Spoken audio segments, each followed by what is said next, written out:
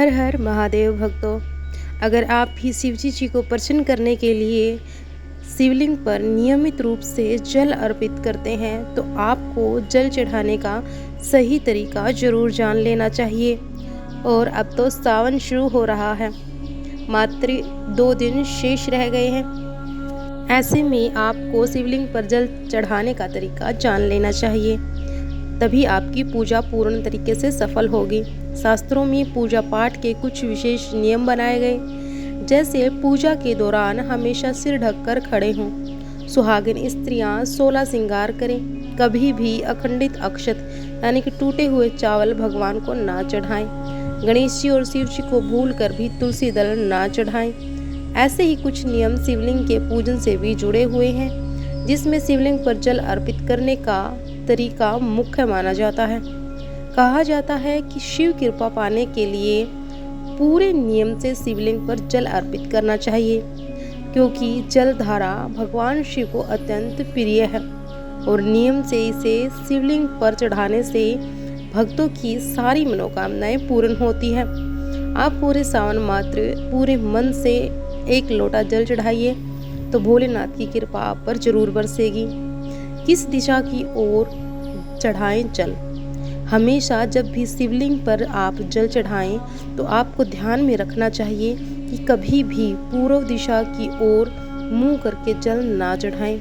पूर्व दिशा को भगवान शिव का मुख्य प्रवेश द्वार माना जाता है और इस दिशा की ओर मुख करने से शिव के द्वार में अवरोध होता है और वो रुष्ट हो जाते हैं। हमेशा उत्तर दिशा की ओर मुख करके जल चढ़ाएं, क्योंकि उत्तर दिशा को शिवजी जी का बायां अंग माना जाता है, जो माता पार्वती को समर्पित है।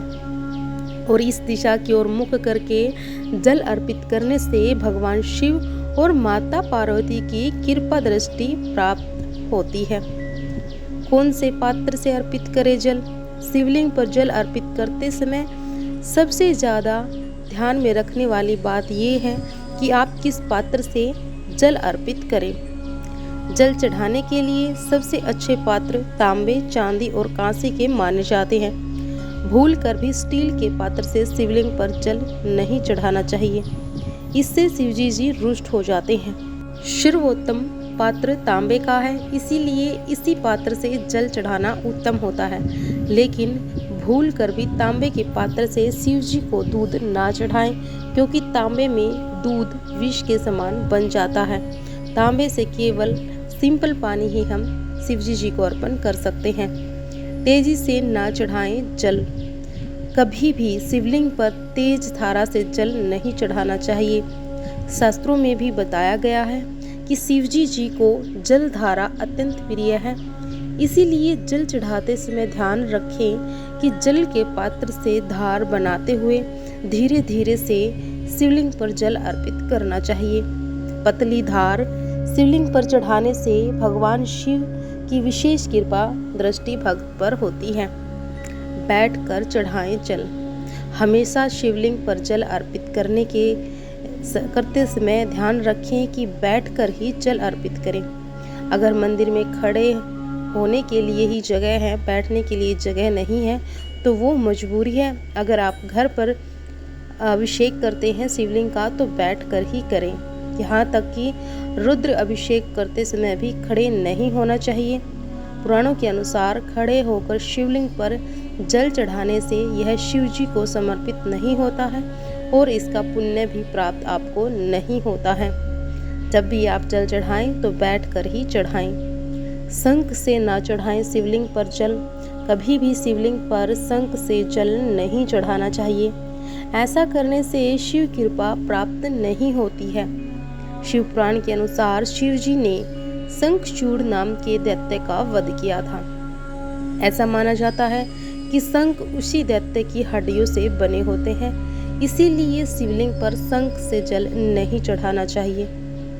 जल के साथ कुछ और ना मिलाएं। जल चढ़ाते हुए जल के पात्र में कोई अन्य सामग्री ना मिलाएं।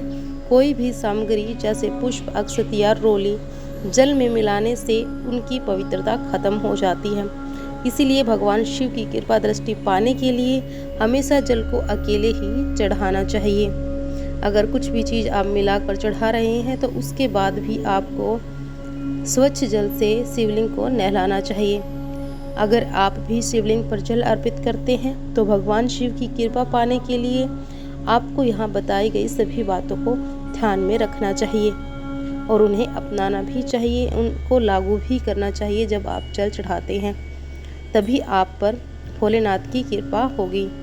कमेंट में हर हर महादेव जरूर लिखें। आपको यह जानकारी कैसी लगी हमें कमेंट में ज़रूर बताएं।